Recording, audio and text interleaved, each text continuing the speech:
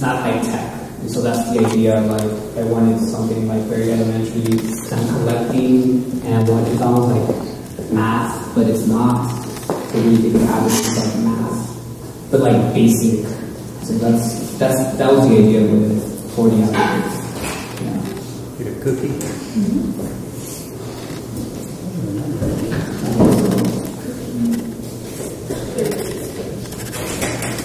Luckily, I can't leave this area.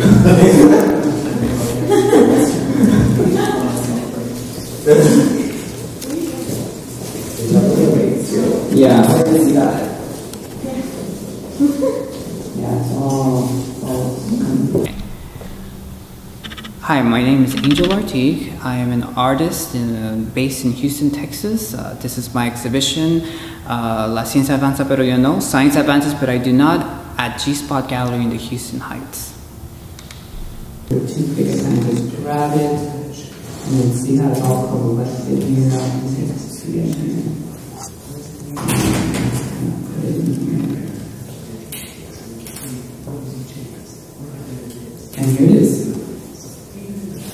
And I just let it air dry, and then I just store it. And turn here it has one.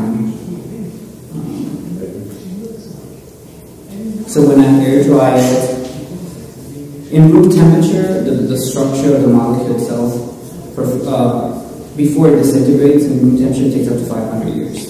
If you freeze it, or in temperature that's freezing, it'll take more like up to 1 million years before it completely just disintegrates.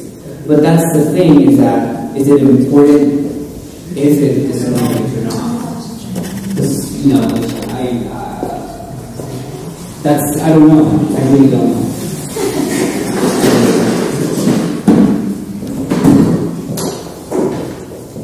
Okay.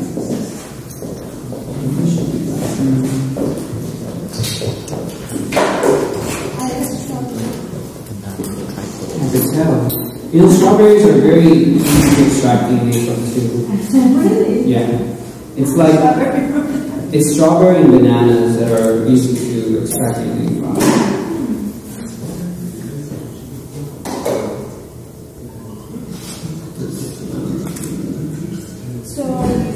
So this is rhodium alcohol. This precipitates the DNA to the surface. So see that layer there? There's an alcohol layer. Oh, yeah. So see those bubbles that are bubbling up? Yeah. Those are the strands that are just being collected. So we'll take like probably like 2 minutes before it clumps up, and I just take it that way. But you could have one of those today. Thank you. And here's the sign.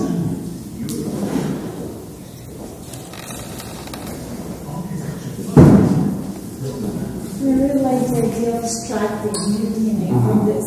Well, the reason why I use a lot of clay in the work is because when you think of, when you introduce scientific methods, it's very like high tech. And then clay is very like caveman. So I want that idea of like clashing those two things together.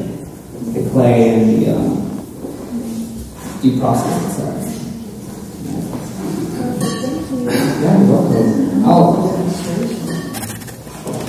And then do you have like a record there? Or? Yeah, I kind of keep tabs. Sometimes I mix 2 people in one vial, but that all depends, because in most cases I'm not labeling them. I'm not labeling with their names or their age or their sex, so I could play with that idea a little bit more and mix things, and it's just kind of like that, because I'm not it's not following the labeling of it. Yeah. Wonderful. Oh yeah. How did you do that? Well, I mainly ceramic. Is here? Yeah, so this is a ceramic abacus. It contains some of the DNA that I've collected from the sub-scientist booths. So all of these are participants that have participated in the booths. I don't label the vials or the substances that I collect, and so they're sort of anonymous. And so I wanted to present this to the public in some kind of way that it's still kind of like a tally mark to the substances that I collect from the booth. So one of the simple ideas that I had is making it as an abacus, because when you think of abacus, they're very simple, sort of mathematical tools, very ancient like. And I wanted to have that idea of tally marking body substances. Some of these contain more than one person, because since I'm not labeling them or categorizing them in any sort of modern scientific language, I play with mixing the substances together, so some of them contain more than one person in the vial tubes. So it's sort of like a collection of the substances that I've collected through the booths themselves. Wow, that's really interesting. The ceramic is sort of this idea of like, the tubes themselves are very modern, they're very plastic, and inside is the fleshy DNA substance, and the ceramic piece is kind of this idea of this ancient substance that's sort of always been here. So the ceramic is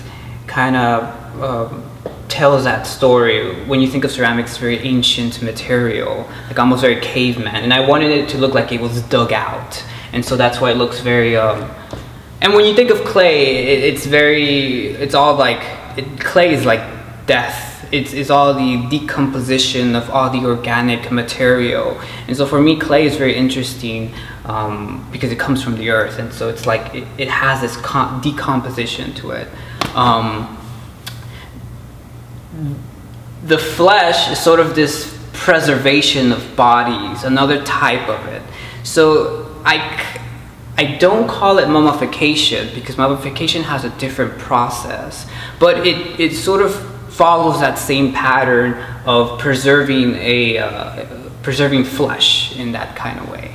Very nice, man. It kind of reminds me a little bit of the Aztecs or some of the Mayan, you know. Yeah, the Zopantli, it has that. It has the visual language of the Zopantli, which the skull heads, but the skull heads for me, it's more of the play on clay. Gotcha. The idea of death. What is the dying body? Because right now, all the flesh that's inside these tubes, all the people that I've extracted this from are alive today. But what about 500 years or 1,000 years from now? Those bodies will. I mean, I have no idea of scientific technology, of course, but what if one of those bodies dies and that preservation of this flesh is still here? And that's, for me, that sort of body and death kind of. Gotcha. So you got a little time capsule going here. Something like this, yes. With the booth is that I embody a sort of scientist character, person. That's a persona in this particular show? Yeah. Oh, will it transfer to the next one? It changes, yeah. The booth changes. The idea is that I have to be constricted. So I sort of I've written about the booth a couple of times, so that's my phone, sorry. The booth, the idea is that the scientist has to be constricted, and that's why it's called the sub-scientist booth, because the scientist has to be submissive to the public. And so it could be any type of constriction. It could be, sometimes I wear a choke collar that's chained to the wall. Mm-hmm. Sometimes it differs. This time it's these rosary chains that were connected onto my arms and legs. When you were in this costume here? Not that costume. Does this character have a name? No, they don't have a name. But he's just. This is. Can you? Raza sin extinguida? Yeah. Is that Espanol? Yes, it is Spanish. It's a sort of play on a Mexican philosopher from sort of like a Mexican modernist literature. He's a poet, Jose Vasconcelos. He wrote a very impacting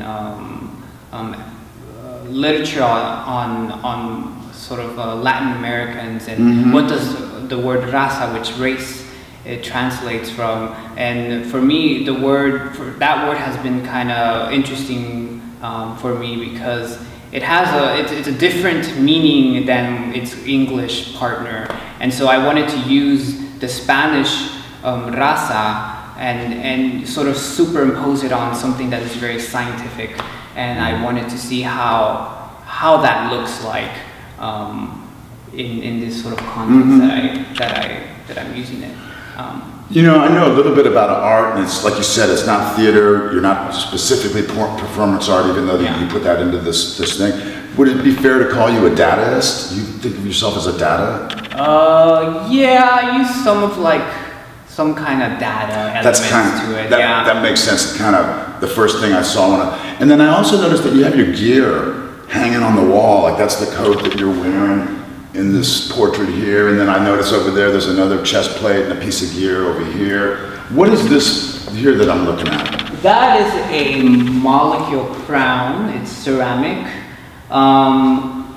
It's a sort of a lot of the work has a lot to do with religion, or there's a lot of religious aspects that I take from it. Science, of course, like pop science, actually. And the crown is sort of like this play on like this sort of Jesus DNA. So kind of a scientific crown of thorns. Yeah, exactly, yeah. I don't use it like a sort of Jesus crown, thorn of crowns. It has a different kind of, I mean, I wear it in photographs. This character I say wears it in photographs, kind of like a sort of anime looking character, but a lot of the pieces that the character wears, like the coats and the ceramic necklace, abacus, they're all kind of part of the work, so it was interesting to like even exhibit those pieces because they're like props, like everything's kind of like props to the work. The real work is the interaction with the public for me. That's more of the realness for me. The rest is just props. Very cool.